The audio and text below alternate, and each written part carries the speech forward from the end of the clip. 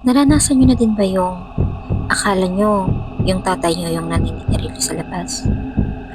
Naranasan niyo na ba yung paglabas niyo, wala namang tao, pero amoy sigarilyo? Tuklasin natin ngayon ang kwento ni Mara.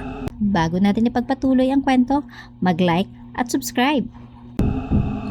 Hello mga kaspook! Gusto ko lang ibahagi yung totoo kong karanasan nung nakatira pa kami sa probinsya sa Negros Island around 2014. Yung bahay kasi namin noon, gawa sa kahoy at kawayan. Tipikal na bahay sa baryo. Nasa isang lugar na napapaligiran ng malalaking puno at kawayan. At sa paligid, maraming damuhan na kapag gabi may sobrang dilim at tahimik. Sa tapat ng bahay, may maliit na kubo na halos tambakal lang ng gamit. At sa hindi kalayuan, may isang lumang balon na natatakpan ng mga ugat at damo. Tatlo lang kaming magkakapatid, tapos puro pa babae, at ako yung pangalawa. Si Papa madalas nawala kasi nagtatrabaho siya. Sa construction siya nagtatrabaho. Tapos umuwi lang siya kapag day off. Si Mama naman, buong araw naglalabada para may dagdag kita din. Ayun, halos madalas kami-kami lang ng ate ko at saka yung bunsong kapatid ang naiiwan sa bahay. Sa baryo namin, normal na maaga natutulog ang mga tao. Pagpatak ng 6 p.m, dapat tapos ng hapunan. At by 7 p.m, halos lahat nakahiga na.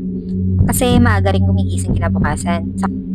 Kaya paggabi, biglang tahimik ang paligid. Tanging kuliglig na lang at hampas ng hangin sa mga kawayan ang maririnig mo. Sa mga nagtatanong kung may kapitbahay kami, oo naman, may kapitbahay din naman kami. Tapos yung nag-iisang kapitbahay namin noon, siya pa yung nagsasabing parang may kakaiba sa bahay namin. Kasyo may naririnig silang kalabog, may mga nababasag na bote, o may tunog ng holen sa sahig kahit wala naman kami. Pero isang gabi, ako mismong nakaranas ng hindi ko malilimutan.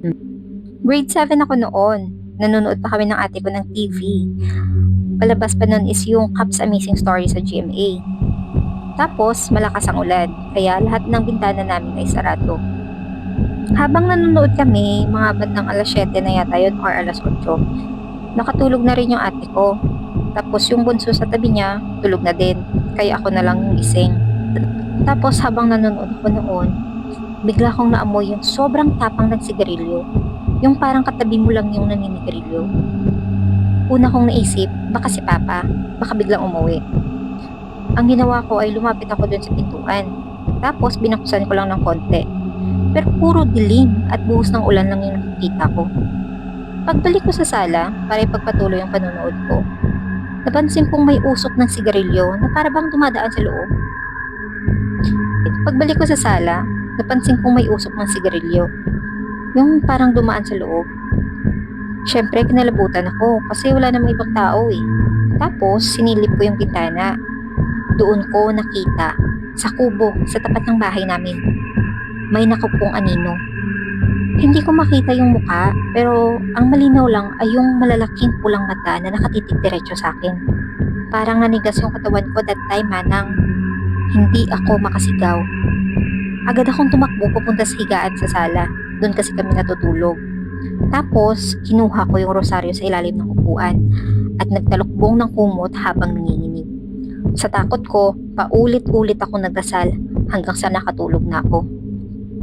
Kinabukasan, pagising ko, pinagalitan ako ni Mama dahil iniwan kong bukas yung TV buong magdamag. Doon ko ikinuwento yung nangyari. Pero hindi siya naniniwala. Sabi niya baka doon na nanaginip ako. Pero nung hapon, lumapit yung kapitbahay namin. Tapos tinanong niya si Mama, "Mads, mayong hapon, bugtaw na dat si pare? May ginpabakal ko to daan sa iya?" Kung sa Tagalog, ang ibig sabihin ay, "Mads, nandyan na ba si pare? May pinabili kasi ako sa kanya." Sumagot din si Mama, "Wala pa sa kabot. Sa Sabado po to sa ganing maabot. Nga manaw, ano to ginpabakal mo?" Sa Tagalog, ang sabi ni Mama, hindi pa siya dumating, sa Sabado pa yung dadating. Ano ba pinabili mo? Ha? Wala pa sa? Kagabi, kapanimaho bang ko si Dirilyo, labo to gani isamon. Sabi ko siya na nagabot. Sabi ng kapitbahay namin, akala niya dumating na daw si Papa. Kasi yung amoy ng sigarilyo, abot o hanggang sa kanilang bahay. Nung time na yon, nagkatinginan kami ni Mama. Kasi totoo yung amoy ko. Doon ako lalong kinilabutan. Ilang araw pagkatapos noon, bigla akong nilagnat. Hindi ako nakapasok sa school, mga halos isang linggo din. Pinuntahan ako ni tita at ni lola kasi nagtataka daw sila. Sabi nila, tuwing papasok ako ng eskwelahan, dumadaan ako sa bahay nila sa bayan para mangusta o minsan magdala ng gulay. Pero nitong mga nakarang araw, hindi daw nila ako nakikita. Hindi man kayo magtanong pero sasabihin ko na lang na si lola at si tita ay nakatira sa bayan. Pagdating nila sa bahay, nakita nila yung sitwasyon ko.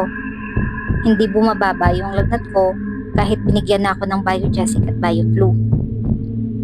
Sinubukan ni lola na hawakan yung talampakan ko at nagulat siya dahil sobrang lamig. Kaya agad akong dinala sa isang albularyo. Pagdating namin sa bahay ng albularyo, sabi niya sa akin, "Nabati ka ng kapre-ining." Tapos sinabihan niya na lang si mama na mag-alay ng puting manok sa malaking puno ng mangga sa likod bahay. Pag-uwi namin nun, ginawa agad ni mama kasi may mga alagang manok din naman kami. Tapos sinabayan niya ng dasal.